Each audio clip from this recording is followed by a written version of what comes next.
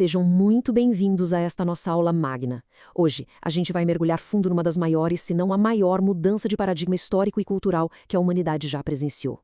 Especialmente para quem estuda teologia ou simplesmente tem uma mente curiosa, essa análise é fundamental. Vamos destrinchar a figura histórica que redefiniu a trajetória do nosso mundo, desconstruiu o sistema de poder milenares e estabeleceu uma influência cultural tão gigantesca que reverbera até hoje. Vamos começar? Bom, a gente tem aqui um dos maiores paradoxos acadêmicos de todos os tempos. Pensa bem, estamos falando de alguém que passou por essa terra e nunca, literalmente nunca, escreveu uma única linha de um livro. Não deixou documentos assinados, não redigiu tratados filosóficos complexos e, mesmo assim, o que ele disse oralmente gerou a maior quantidade de textos, debates e reflexões de toda a história registrada. Ele conseguia falar de um jeito tão acessível que qualquer criança entendia, mas com uma profundidade tão absurda que grandes estudiosos ainda quebram a cabeça debatendo cada vírgula milhares de anos depois. Como é que um mestre puramente oral conseguiu moldar toda a ética e literatura do mundo ocidental? É exatamente isso que a gente vai desvendar agora. E para organizar nossa jornada, estruturamos a aula em 5 grandes atos. Primeiro, o contexto do Messias. Depois, a genial pedagogia de Jesus. No terceiro ponto, a questão da liderança e subversão. Em seguida, o julgamento e a cruz. E, por fim, o legado cultural revolucionário. Indo direto ao primeiro ponto, o contexto do Messias. Vamos voltar um pouco mais de 2000 anos no tempo para entender como essa história, desde o primeiríssimo segundo, já era uma afronta completa ao sistema sociopolítico da época. A lógica humana ditava o seguinte: a voz dos antigos profetas já prometia a vinda de um rei dos reis, certo? Então, onde todo mundo esperava que ele nascesse? Nos grandes centros de poder, claro.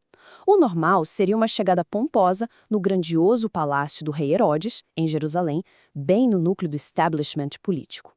Mas a narrativa dá um giro e contorna tudo isso. A chegada é completamente desarmante. Acontece lá em Belém, uma vila minúscula, insignificante politicamente, através de uma jovem simples e de um carpinteiro assustado. É um nascimento cercado de obscuridade, ignorando de propósito toda aquela estrutura de poder estabelecida e paranoica. E isso ilustra, de forma brilhante, como essa identidade foi percebida rapidamente por quem sabia ler os sinais. Sábios do Oriente, estudiosos, chegam seguindo uma estrela e trazem presentes que são, na verdade, uma cifra teológica de altíssimo nível. O ouro não era só riqueza, era o reconhecimento explícito de realeza. O incenso, que era estritamente usado no templo, apontava direto para uma natureza divina. E a mirra, que era usada para preparar corpos, era um aviso profético fortíssimo de que ele seria o ungido para o sacrifício. E tem um detalhe fascinante nas fontes. Avisados em sonho, esses magos voltam por outro caminho, driblando o rei Herodes. O subtexto é claro. Quem tem um encontro verdadeiro com essa figura nunca mais volta pelo mesmo caminho. Anos mais tarde, depois de um batismo no Rio Jordão, o cenário muda para o deserto. São 40 dias de um jejum exaustivo, um momento de vulnerabilidade física total. E aí vem a tentação. A expectativa para um líder daquela magnitude que queria vencer um império seria o quê?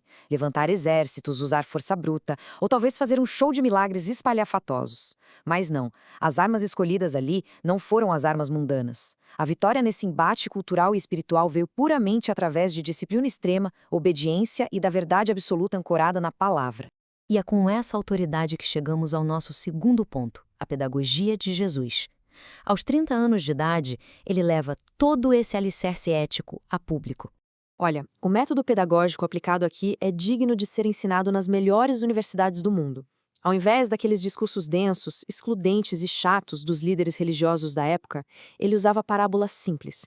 Ele pegava uma teologia elevadíssima e traduzia para o dia a dia agrário daquele povo. Sementes, ovelhas, moedas perdidas. Tinha uma capacidade genial de adaptar a linguagem. Se estava falando com os doutores da lei, a lógica era implacável. Se estava com os camponeses, a linguagem tinha cheiro de terra.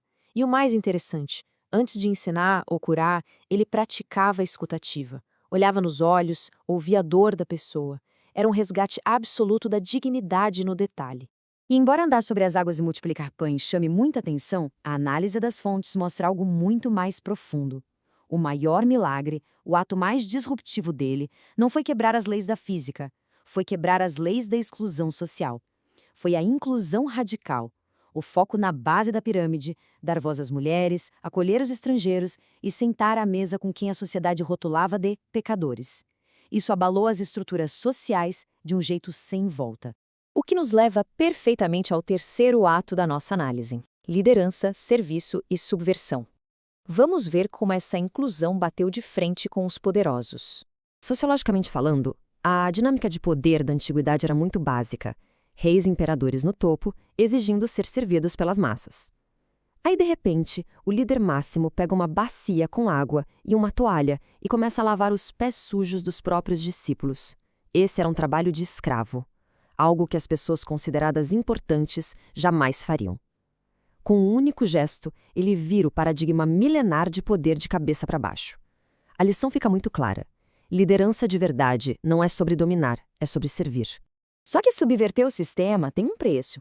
Essa simplicidade, junto com um amor muito prático que atraía multidões, virou uma ameaça gigantesca para quem estava no poder. Os fariseus e a elite religiosa, que adoravam controlar tudo através de regras intermináveis, começam a ver essa popularidade imensa nas ruas como um barril de pólvora.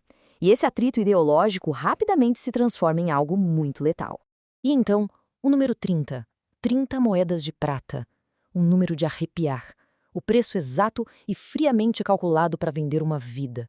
E a traição não vem de um grande imperador distante, mas de Judas Iscariotes, um cara de dentro do círculo, alguém que dividiu o pão, as caminhadas e os ensinamentos. É o golpe sociológico e emocional mais baixo possível que entrega esse mestre na sua noite de maior angústia. Com essa traição consumada, entramos no quarto e mais sombrio capítulo, o julgamento e a cruz. Vamos analisar como o sistema decidiu punir esse disruptor. É incrível acompanhar essa sequência passo a passo. Soldados chegam de madrugada, armados até os dentes. E o que ele faz? Não oferece um pingo de resistência. Havia uma consciência clara de que aquilo era um ato intencional e não o fim da linha. Ele passa por um julgamento totalmente ilegal e viciado, é açoitado sem piedade e acaba carregando o instrumento da própria morte pelas ruas de Jerusalém. E de acordo com os relatos, o ato final vem acompanhado de um choque literal. A terra treme e o imenso véu do templo se rasga de cima a baixo, marcando simbolicamente que o acesso ao divino, a partir daquele momento, estava aberto a qualquer um. Mas o verdadeiro golpe final, no sistema humano de justiça e vingança, vem na forma dessa frase. Pregado entre criminosos, no ápice absoluto da dor física e da injustiça, a reação humana esperada seria o ódio, certo? Porém, o que a gente escuta é a concessão de perdão absoluto, no momento da morte, aos seus próprios carrascos. É uma compaixão tão extrema que quebra completamente qualquer roteiro punitivo e sela toda aquela pedagogia que ele ensinou nos anos anteriores. Tudo isso abre caminho para o nosso quinto e último ato, o evento central que cria ondas de choque na cultura até hoje, o legado da ressurreição. Olha só que detalhe incrível para análise sociológica e teológica. Ao terceiro dia, o túmulo é encontrado vazio. E nas mãos de quem é colocada a responsabilidade de divulgar a notícia mais absurda e espetacular da história? Maria Madalena e outras mulheres. Num contexto histórico onde o testemunho feminino não valia nada nos tribunais, escolher mulheres como as primeiras testemunhas de uma ressurreição é um deboche brilhante contra o machismo estrutural da época, é um resgate completo do valor de quem era silenciado. E aí surge mais um número simbólico, 40. Durante exatos 40 dias após a ressurreição, os relatos narram que ele caminhou entre os discípulos com um corpo glorificado. Ele come com eles, continua ensinando e reafirma a vitória definitiva sobre a morte. É um tempo de consolidar as bases dessa nova comunidade antes de ascender aos céus, deixando a missão titânica de espalhar essa nova cultura por todo o globo. Para colocar tudo isso em perspectiva, foram pouco mais de 30 anos caminhando no planeta. Apenas 3 anos ensinando publicamente. Em termos de tempo, um piscar de olhos, um mero sopro. Mas cada atitude, cada pessoa marginalizada que foi abraçada, cada parábola contada na terra seca, traçou um mapa que mudaria tudo.